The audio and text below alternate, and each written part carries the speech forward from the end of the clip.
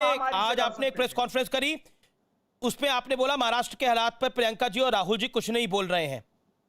क्या आपको लगता है कि महाराष्ट्र वर्सेस गुजरात करके या फिर महाराष्ट्र वर्सेस उत्तर प्रदेश करके ऑक्सीजन की समस्या का निदान हो जाएगा? क्योंकि ऑक्सीजन की समस्या है, कल देश के प्रधानमंत्री ने भी माना इस बात। देखिए अमीश जी, मैं बहुत जोर से चिल्ला करके इस समय पे जब लोग परेशान हैं, मैं नहीं चाहता हूं कि उनके मनस्थिति को और खराब करूं। मैं शांतिप्रिय तरीके से जवाब दूंगा और बिल्कुल सही बात है।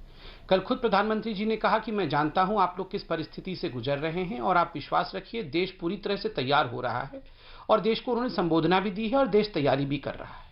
मगर जो अतथ्यात्मक बातें हैं, जो पैनिक फैलाने के लिए, अफरा तफरी फैलाने के लिए जो फेक न्यूज फैलाई जा रही हैं, उन पर भी किसी प्रकार से अंकुश लगाना और सत्यता को सामने लाना यह आवश्यक है।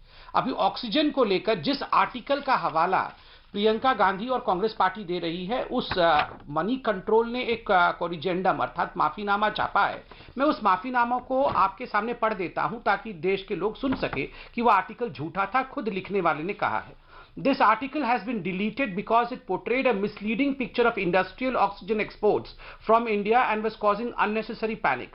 The export of oxygen for largely industrial purposes in the first 3 quarters of 2020-21 was to the extent of 9,294 metric tons. This represented a little more than 1 day's production capacity in the country. This article should not have been published in the first place. The error is regretted. Editor.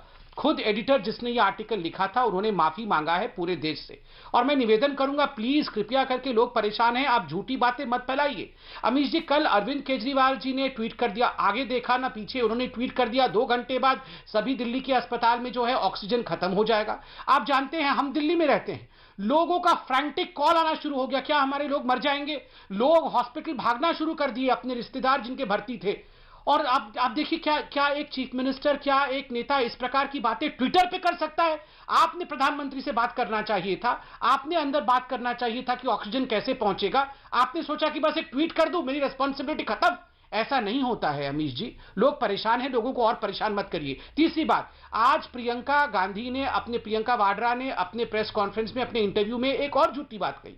उन्होंने कहा सरकार ने डॉक्टरों के साथ जो insurance cover रखा था उसे हटा दिया है। ये सरासर गलत था।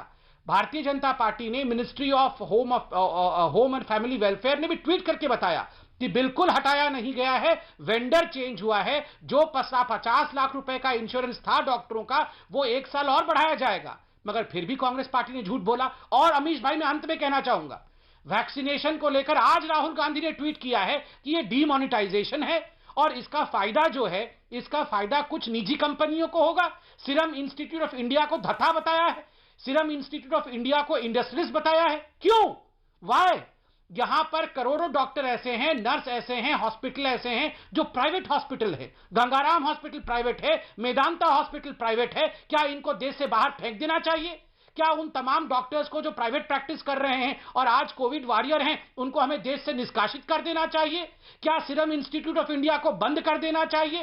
क्या कोविशील्ड को मना कर देना चाहिए क्योंकि वो उद्योगपतियों का है? सॉरी, राहुल गांधी को कोई लोग विश्वास करते हैं नहीं। और इस प्रकार की उल जुलूल बातें करके कुछ राजनेताओं ने, और यहां मेरी दीदी बैठी हुई है समाजवादी पार्टी से, क्या अखिलेश जी जल्दी भले हो? अखिलेश जी वो भी पॉजिटिव है, मगर अखिलेश जी ने कहा था मैं बीजेपी का वैक्सीन नहीं लूंगा और जब हमारी सरकार आएगी तब लोग वैक्सीन ले, उससे पहले वैक्सीन नहीं ले।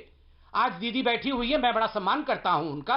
क्या उन्होंने वैक्सीन लिया या वो भी इंतजार कर रही है? ठीक है, मैं एक एक करके जवाब लूंगा। पहले राघव चड्ढा, समित पात्रा, पहले राघव चड्ढा। लेकिन इस समय की बड़ी खबर, भारतीय वायुसेना की मुहिम है, वो कोविड की लड़ाई में अपना योगदान दे रहे हैं और जरूरी सामान देश के विभिन्न भागों में पहुंचा रही हैं। एयर लिफ्टिंग हो रही है, इस समय की बड़ी खबर है। भारतीय वायुसेना मैदान में उतर गई है और कोरोना की लड़ाई में एक बड़ा योगदान दे रही है। इस समय की मैं आपको बड़ी स्टोरी बता रहा हूं। ये भारतीय वायुसेना जो मेडिकल इक्विपमेंट है, जो मेडिकल स्टाफ है, जिन जगहों पे आवश्यकता है उनको लेके पहुंच रही है और ये पूरे देश में हो रहा है। और इंडियन एयरफोर्स ने खुद ट्वीट करके बोला है कि इंडिया फाइट्स कोरोना और हम आपके साथ खड़े हैं।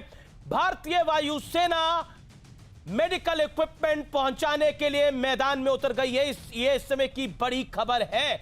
यानी कुल मिलाकर यह देश के लिए मेडिकल इमरजेंसी है। लेकिन जंग जब होती है तो जंग हिम्मत हार के नहीं होती, जंग लड़के होती है और जंग को जीता भी लड़के ही जाता है। अगर आप हथियार डाल देते हैं तो वो जंग आप नहीं जीत सकते, चाहे वो कोई भी जंग हो। कोरोना एक महामारी है, एक पैराडामिक है, सिचुएशन खराब है, इसमें कोई दो राय नहीं है। जरूरी हो तभी घर से निकले, लेकिन कंफ्यूजन, झूठ, भ्रम, इन सब चीजों से बचें और आप लोग भी बचें, क्योंकि आवश्यकता है उस चीज की। जिस चीज की कमी है उस चीज को सरकारें, चाहे वो राज्य सरकारें हो, चाहे वो प्रदेश सरकारें हो, चाहे वो केंद्र की सरकार हो, अपनी एड़ी चोटी का जोर लगा रही है कि उस चीज की कमी ना हो। कौन चाहेगा कि उसके राज्य में लोग मर जाए? कोई नहीं चाहेगा ऐसा। कौन देश चाहेगा ऐसा?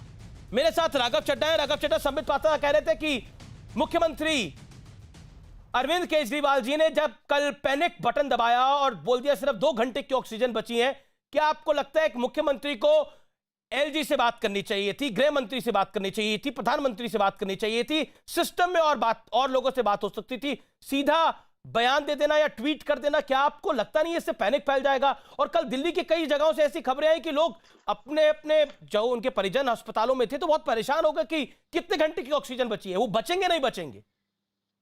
राघव जी।